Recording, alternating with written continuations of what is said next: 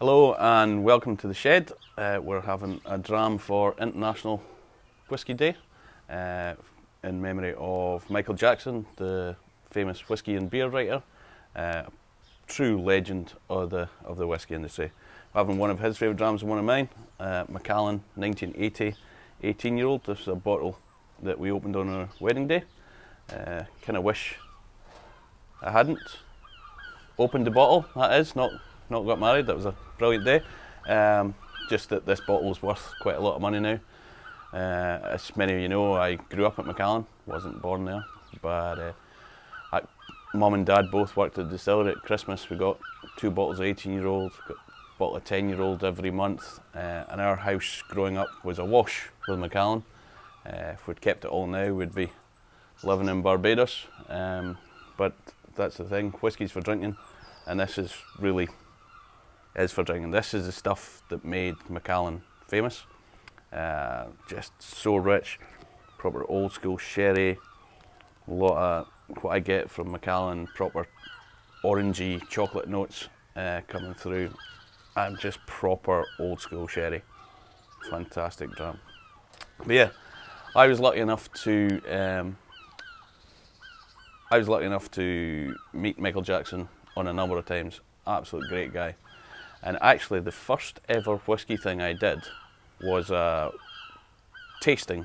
Well, it wasn't quite a tasting, it was an evening with Michael Jackson. I was 19 years old. I was at the first ever Spirit of Speyside Whisky Festival at the Macallan Hotel. About 50 people at the event for the weekend. There was Ed Dodson, former distillery manager, Glenmorangie, great guy. He did the tasting of Glenmorangie, Glenmorangie and Ardbeg, because all 3 of them were owned by the same people at the time. Great tasting. Robin Lane did his thing, sung some songs, you know, I love Glenmorangie, it's so orangey and all that. Yeah, obviously he's got better rhyming than I do. And then after dinner there was a question and answer session with me, 19-year-old part-time barman of the Macallan Hotel, and world famous Michael Jackson. So I was a bit out of my depth, but I plugged on anyway, and I always remember answering the questions and then Michael taking a look at me and politely saying, "Yes, Mark, that's one way of looking at it," meaning you're wrong. But it was a good night, and it was the first of many times that I got to meet Michael, and it's been a real pleasure to have had that experience. And I know a few other people that knew him would say the same. I'd say his books were really the forefront of getting whiskey going, getting me going in whiskey certainly, and they're worth re-looking if you've not got them anyway. If you're not like me and have hundreds of old books, worth looking at. But this, for me, absolutely stunning dram.